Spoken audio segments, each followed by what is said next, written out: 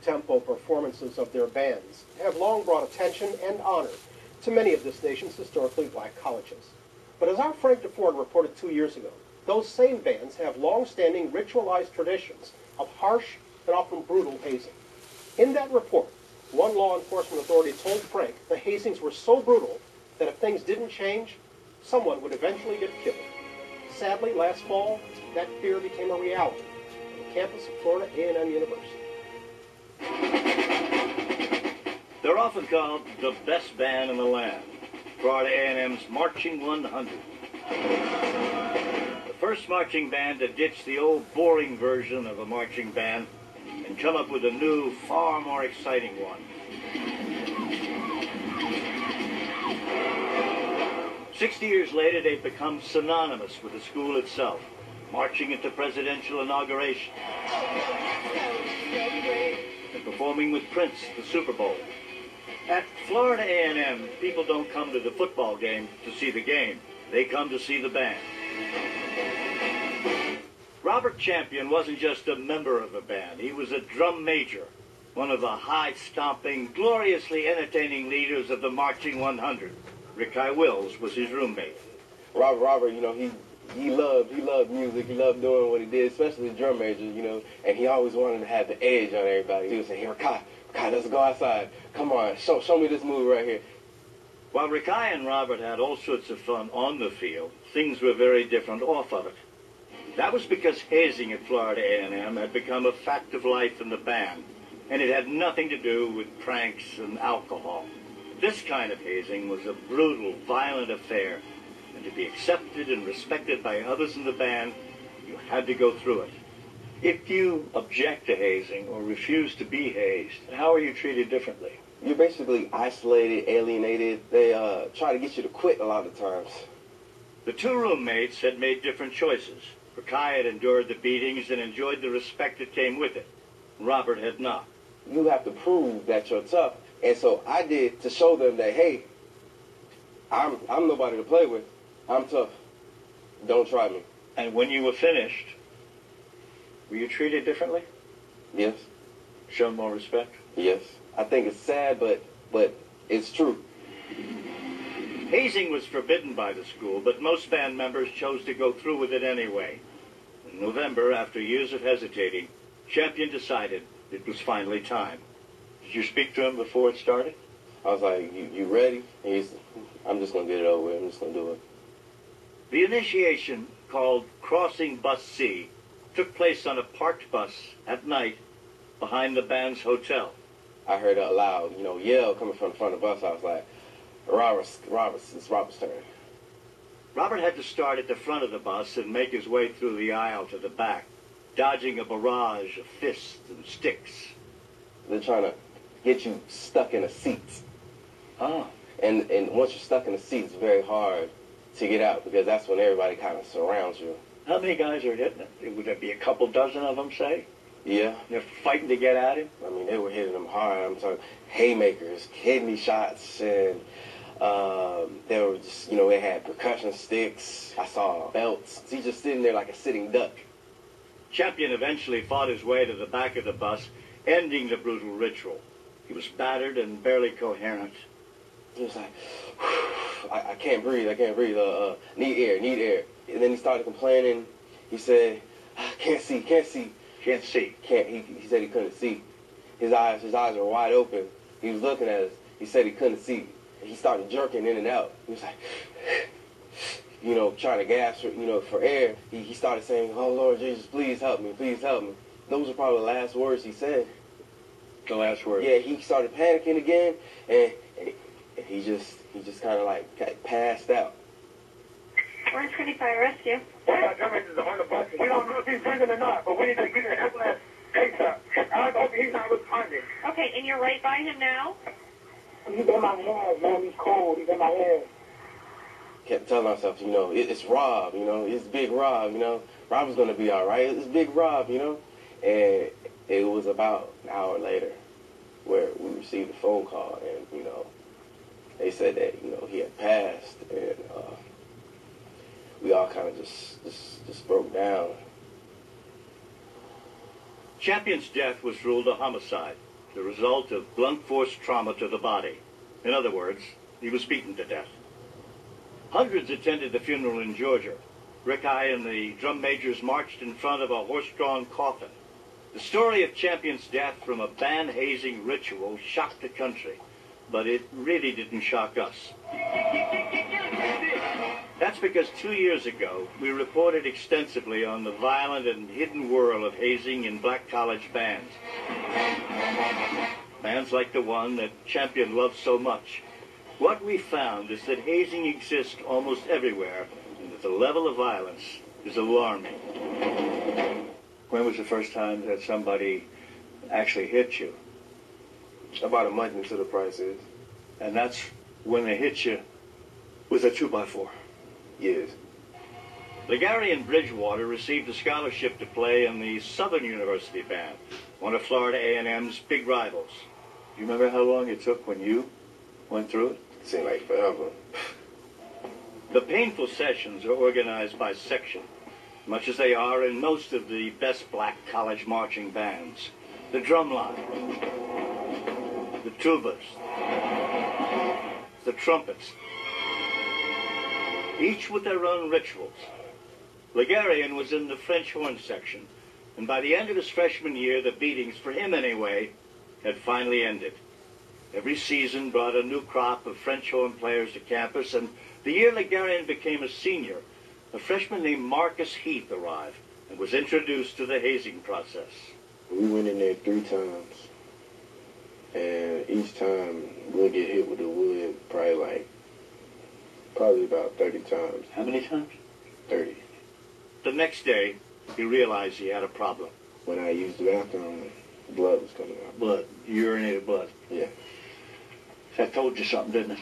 Yeah, that really told me something. Like, I really needed to go to the hospital ASAP.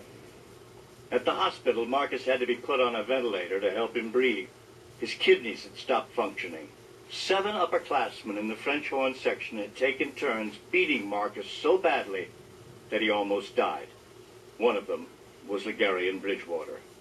What's it like hitting someone? The first year I was able to do it, it felt good. Sort of getting back at what had happened to you the year before. Yes. The process is so intense that it's drawing. You got your blood boiling for the next person, like it's a vampire looking for blood. We asked Legarian to demonstrate a typical night of hazing for the freshmen, who the upperclassmen called crabs. Let's imagine that we're having a crab here. How would it work if it's your turn to haze him? He'll stand around in the middle with his chairs. Yeah. People all get around him in a circle. Uh-huh. Tell him bend over in a crutch, facing a position. He's like that. And you're hitting him Yes, sir. right in there? Yes, sir. So they just keep, wow, fast. And, Ooh. You're not easing up. That's hard. it's a competition thing, so the person before me hit him, and the next person gonna come and hit him harder. How many did Marcus get of that sort? Probably like 100. About 100 of those that he got? Yes. Yeah, that's pretty brutal. I wasn't intentionally doing it to hurt him. I was just doing it just because I didn't want the tradition to die. Why is it a good tradition? It kind of builds camaraderie, a brotherhood. We played the same instrument. We ate together, studied together, and got hazed together. This had gotten out of hand, and there was really only one way to stop it, and the one way to stop it would be the intervention of the criminal justice system. Baton Rouge Assistant District Attorney Steve Danielson prosecuted Legarian and the 6 others, all of whom pleaded no contest to second-degree felony battery. Had the injuries not been so bad, neither one of these young men would have said anything about it. And it's really the reason why this case had to stop it, because to continue that cycle, if it just got progressively worse, somebody was going to die. And it isn't just men who have endured the beatings. The fear was constant in your mind. You're in a dark room, with the blindfold on, with about 3 other people that are taking turns hitting you. Regina Moore had dreamed of playing in Alabama A&M's Show Band of the South since she saw them perform when she was a young child. When she arrived at A&M, there were 5 freshmen in her flute section and just 2 seniors. Regina and her Crab sisters figured they'd be in charge the following year so they could stop hazing for good, at least for the flutes. So we said, well, we can just change this, you know. Uh-huh. Yes, we could change history. You know, that was our mindset. But one thing I learned about going through a process of this is how pain can change somebody, because by the end of this process, our mindset had changed to, we can't wait to finish so we can do this to the next girl. You really had changed that much? That much. And it could be me that, you know, ended up hurting someone. But once her Crab sister went to the hospital with these injuries, the school found out about the abuse and threw the entire flute section out of school. These organizations have really devolved into threats to black life. Dr. Ricky Jones, a professor at the University of Louisville, has been researching violent activity in black college groups for over a decade. Is the hazing worse in the bands at these historically black colleges and universities than it is anywhere else? Yes, the physical hazing is worse. It's far worse. But why so violent? Dr. Jones says the rituals are about power. Power for a group that's historically been denied it. The ability to dole out and withstand physical punishment over time has been a part of identity construction in these groups. The idea is you sacrifice for what you love. This has been going on for so long that it is now simply accepted as the way of things.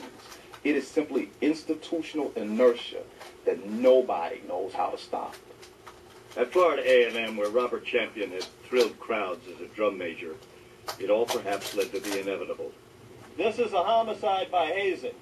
In May, prosecutors filed felony hazing charges against 11 members of the Florida A&M band in the death of former drum major Robert Champion. Did you hit him that night in November? One of those charged was Champion's friend and roommate, Ricky Wills. Wills says that on the night Champion died, as Florida A&M tradition dictates, he and the other drum majors were on the bus helping Robert by shielding him from some of the blows. Describe what you are doing on the bus. I hop in the seat with him and try to back people off of him so that he can get up and make his way to the back of the bus. You did not in any way harm him? Any way, shape, or form, no. I absolutely tried my hardest and did everything I could to, try to help Robert. Wills is the first defendant in the case to speak publicly.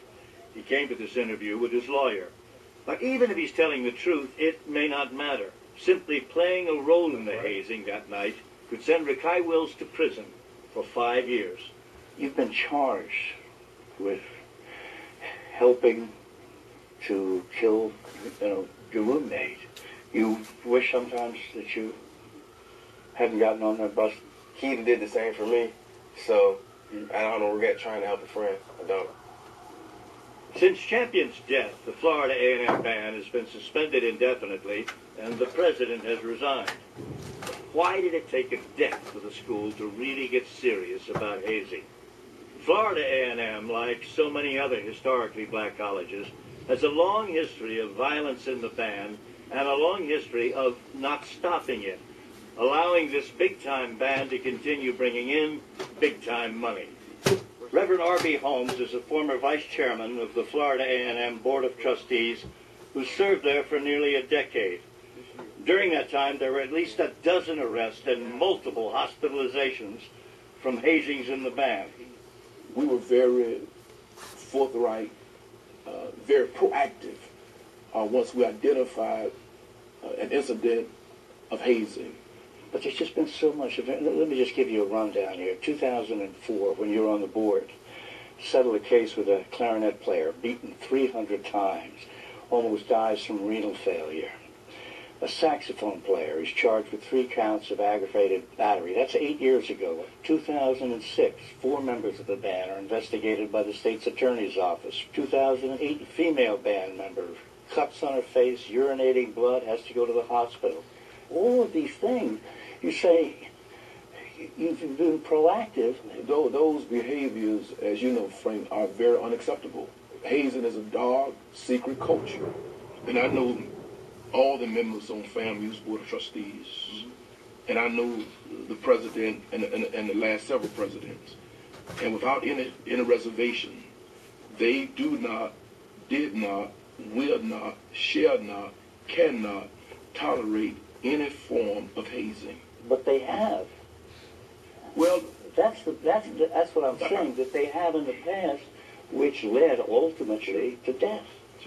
I mean, don't they feel some responsibility for not being more proactive in the past so that Mr. Champion didn't have to die? Oh, yeah. I think the president is very grieved.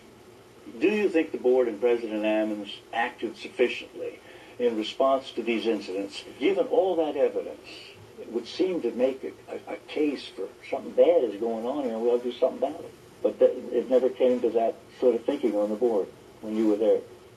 It became a sense of urgency in November when we all recognized that hazing has not gone away, that hazing is still unfortunately a part of the culture. So this is Robert's room? Yeah. Down the road from Florida A&M, Bekai Wills is awaiting trial. He's been dismissed from school and spends his days in the same house that he once shared with the man he's been accused of helping to haze to death. Why in the world is this conduct so common to bands, to music? Do you know? I don't. It's a bad tradition. It's something that should have been stopped a long time ago, that it was just continually practiced. Do you think now with Robert's death, it will end? Yeah, I do. Finally. It's sad that this is what it took. Somebody had to die before people would take it seriously.